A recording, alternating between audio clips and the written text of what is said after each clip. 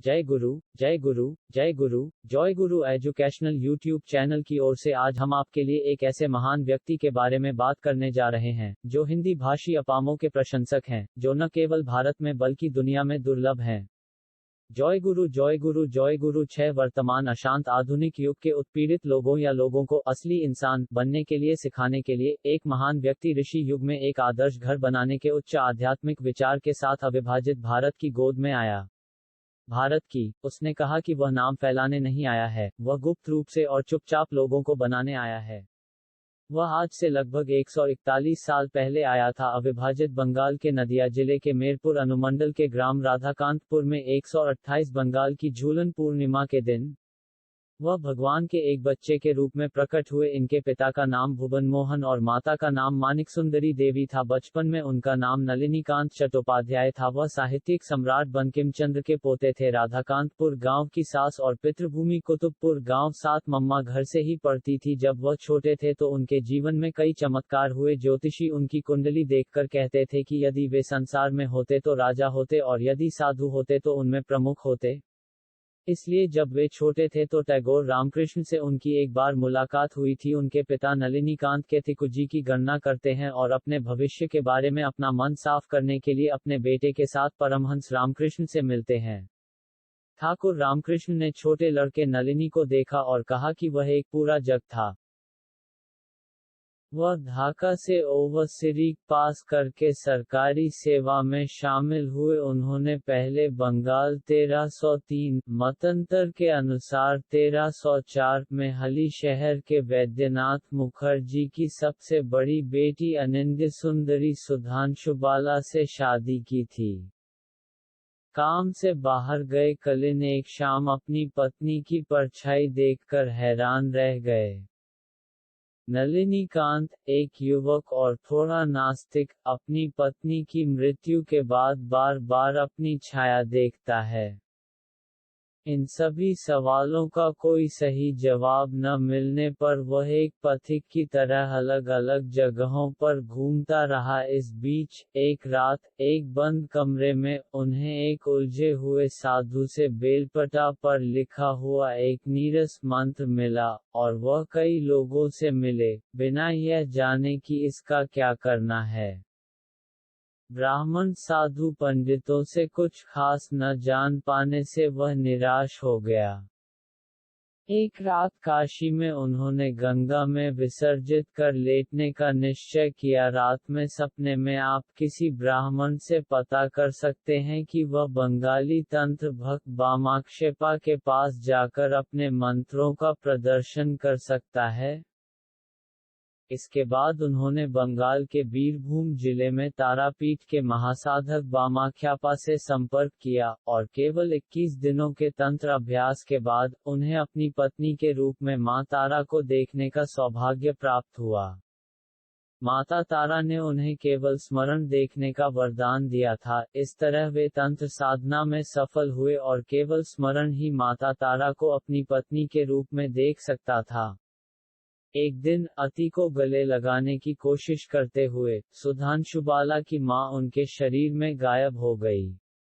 ऐसा क्यों हुआ, यह जानने के लिए वह तारापीठ स्थित तांत्रिक गुरु के पास गए। यद्यपि भक्त वामाक्षेपा पहले तो क्रोधित हुए, उन्होंने अपनी माता तारा से जानकर नलिनीकांत को अपने परिवार को छोड़कर तपस्या करने का आदेश दिया।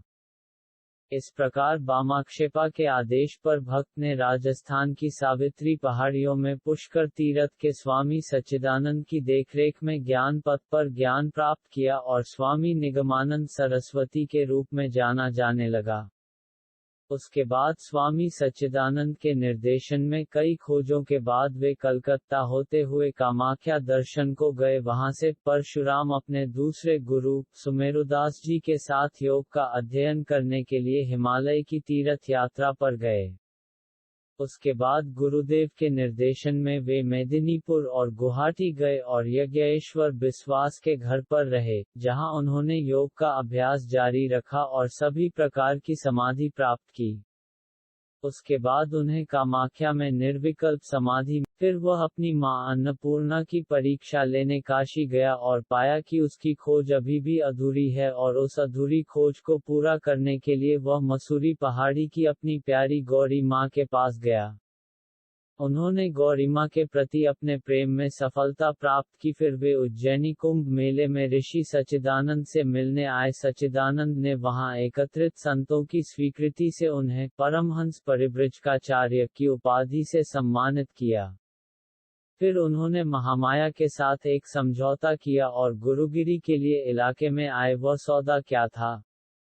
महामाया के साथ वाचाएं हैं। 1. उसके वफादार बच्चे एक जन्म में मुक्त हो जाएंगे, और 2. और यदि वह उसका शिष्य बनकर भी उसका विरोध करता है तो उसे मुक्त होने में 3 जन्मों से अधिक नहीं लगेगा। उनकी गुरुगिरी का उद्देश्य त्रिआयामी मानव जाति को वास्तविक ज्ञान देकर उन्हें जन्म और मृत्यु के चंगुल से बचाना और उन्हें मोक्ष तक पहुंचाना है। उनकी अमर रचनाएं हैं। 1. योगी गुरु, ज्ञान गुरु, तांत्रिक गुरु, प्रेमिक गुरु, ब्रह्मचर्य साधना, वेदांत विवेक, तत्वमाला आदि। 2. दूसरा अमर 1315 से बंगाल में आर्य दर्पण नामक मासिक पारंपरिक धर्म के मुखपत्र का प्रकाशन है। 3. उनकी तीसरी उपलब्धि, जयगुरु नाम का परिचय है। 4. उनकी चौथी उपलब्धि, असम बंगाल सारस्वत मठ आश्रम की स्थापना है। 5. उनकी पांचवी उपलब्धि, संप्रभुता सम्मेलन का परिचय आदि है।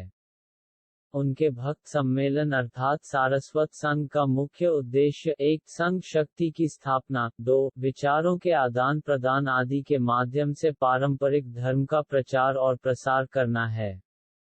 उनके जैसे शंकराचार्य के समान गौरांग का मार्ग है। वह स्थूल शरीर में नहीं है, लेकिन उसके अमर कर्मों ने उसे अमर बना दिया है। वह अपने सूक्ष्म शरीर में मौजूद है और आज भी अपने वफादार लोगों पर अपनी कृपा बरसा रहे हैं। वह अमर हैं और रहेंगे। सैकड़ों निगमानंद बनाने की उनकी तमन्ना अभी बाकी है। जय गुरु, जय गुरु। आज मैं आपके लिए ठाकुर निगमानंद परमहंस देव की एक संक्षिप्त जीवनी प्रस्तुत करता हूँ। अगले वीडियो में मैं आपको उनके जीवन और उनकी इच्छा के अनुसार अन्य चीजों के बारे में विस्तार से बताऊंगा। जय गुरु, जय गुरु, जय गुरु। 6 शुभकामनाएं सभी को मिलती है श्री गुरु की कृपा। हमारे चैनल को सब्सक्राइब करें, अधिक वीडियो साझा करें और लाइक के साथ बेल आइकन चालू करें ताकि नए वीडियो अपलोड करते समय आपको तुरंत सूचनाएं मिल सकें। जय गुरु, जय माता।